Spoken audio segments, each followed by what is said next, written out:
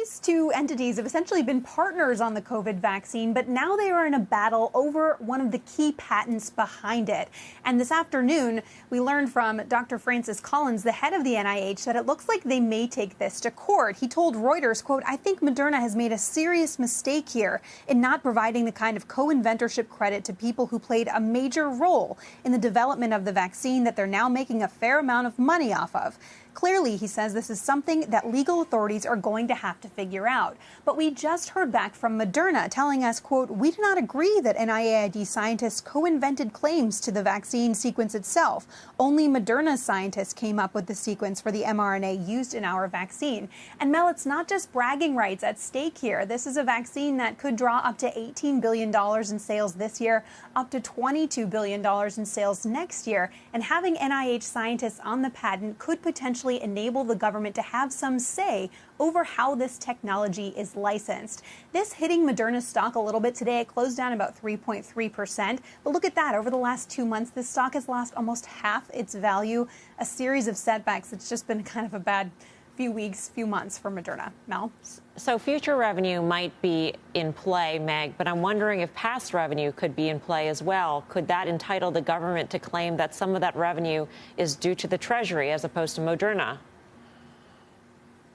Yeah, potentially. You know, we have seen the government sue drug makers before. It's in a suit right now with Gilead over royalties.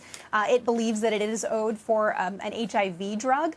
That's still playing out. These things take years to go through the court system. But potentially, we could see the government try to sue for royalties owed from this vaccine as well. We'll just have to see how this all shakes out in court. Fascinating story. Meg, thank you. Meg Terrell, live here with the details. All right, Tim, what do you think? Does this change how you look at Moderna?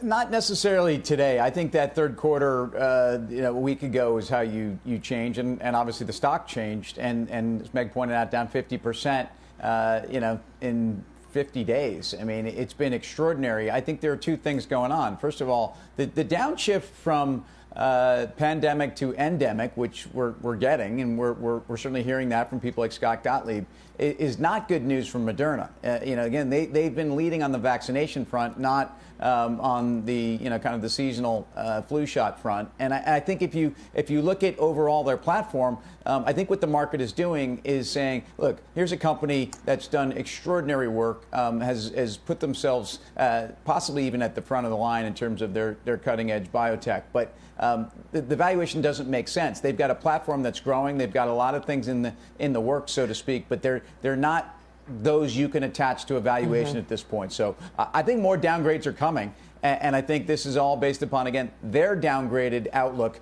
on 3Q. Karen, you noticed the pop in Pfizer today, more than 3%.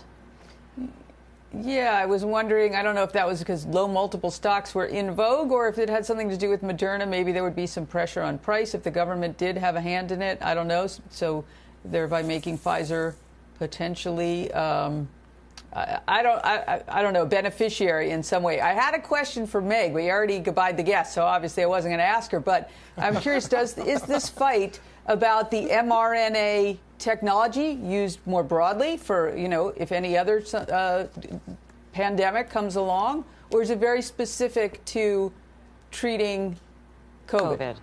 That's an excellent question. We'll try and get you the answer in the meantime, but we did go by the guest.